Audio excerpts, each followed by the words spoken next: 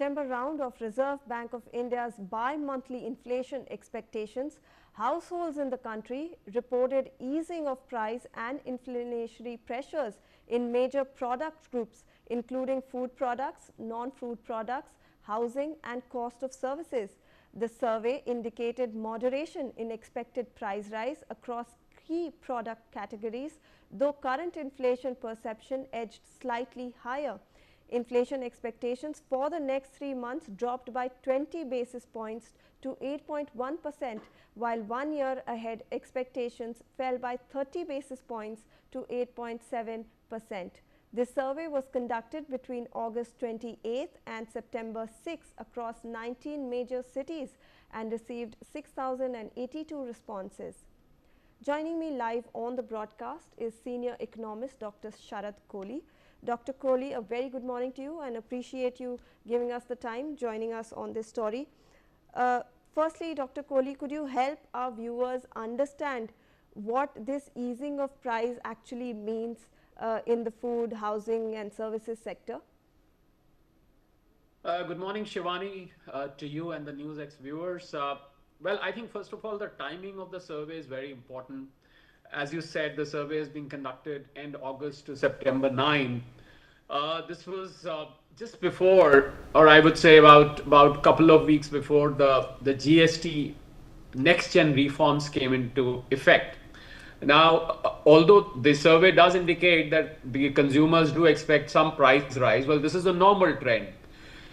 Some basic inflation always remains. There is, in fact, some basic inflation is healthy for the economy. But then after 22nd of September, things have changed. So I, personally speaking, I would like to depend on the next survey which is conducted. This survey results are there, about 6,000 households or whosoever was surveyed.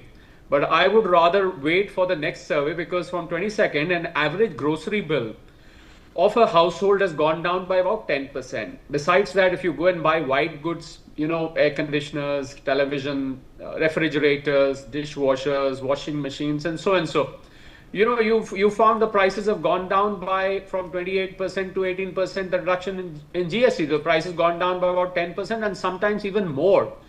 And this for the people buying other stuff like car, motorbike, and everything. So I think the real outcome of the survey would be after 22nd. However, RBI does conduct these surveys regularly, and it's normal because RBI has to release the inflation data. Then RBI has to determine its monetary policy based on the inflation data. So it's quite normal and regular to conduct RBI surveys like this. But then the expectation of the consumers for the inflation to be increasing by about 20-30 basis point in the times to come is normal. This is very, very normal. However, what is extraordinary right now is what has happened after 22nd September right now. So personally speaking, Shivani, I do not give too much weightage to this survey. I respect the effort made, but this is just a regular and a normal exercise. I would rather wait, as I said, I would like to reiterate, I would rather wait for a similar kind of survey being made by RBI just after 22nd, maybe at this point of time as we speak now. Absolutely, Dr. Kohli, you're correctly saying that we should wait for the next bi-monthly survey that they do. However, this survey has also shown that rural areas were showing signs of optimism in this field, while urban households, the sentiment was pessimistic.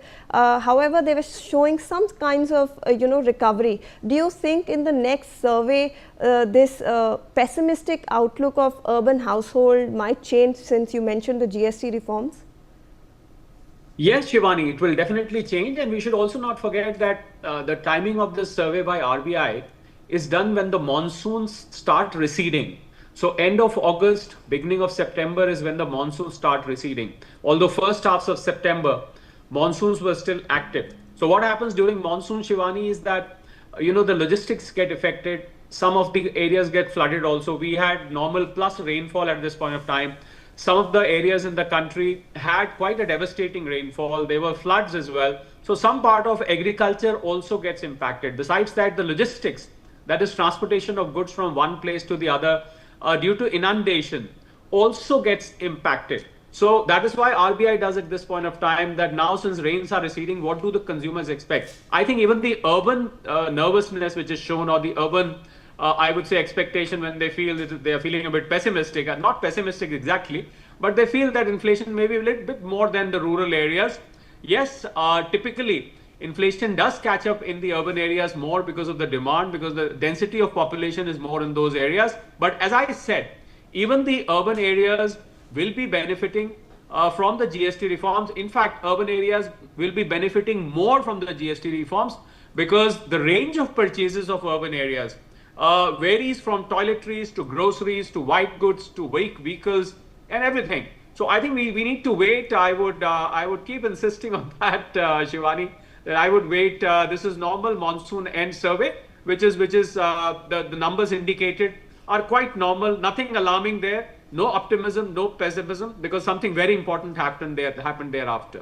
Right. Dr. Kohli, you mentioned there has, in the report it has been mentioned that there are stronger consumer confidence and optimism amongst even businesses, and this is before the GST reforms. So after the GST reforms, how do you think that will impact, going forward, the reports that are coming in? Well, in Hindi there is a saying, "Sone pe suhaga." So if before the GST reforms, I think people are optimistic or the businesses are bullish, then after GST reform, we know what is happening. I have the numbers after GST reforms of various industries. I have the automobile industry numbers. I have the FMCG numbers. I have the numbers of some of the other white goods as well. They are all doing very well, and with the festive season approaching, and we should also not forget, Shivani, that the economy right now is growing at about 7.8%. We are the shining star. We are a sweet spot across the world when the world is barely growing at about 3%. Look at what's happening in America. They are facing a shutdown. Europe is not doing too well. Well, India is a shining star. So I think typically a GDP is constituted about some total of goods and services being produced in this country. And you'll only produce goods when you are expecting consumption. So inflation was down to about 2%. It is well within the target of RBI at this point of time. So I think all economic parameters, Shivani, at this point of time are indicating that India is in a very robust range of growth as of now, which is being indicated by consumer sentiments, which is being indicated by inflation, which is being indicated by the tax collection, which is being indicated by the purchase managers index, which has been indicated by the forex reserve. Just about all the economic parameters are doing well. And I think this interesting survey by RBI only adds to that party. I don't see anything alarming out there, Shivani, as of now. All right. Thank you so much for those inputs, Dr. Kohli. Moving on now.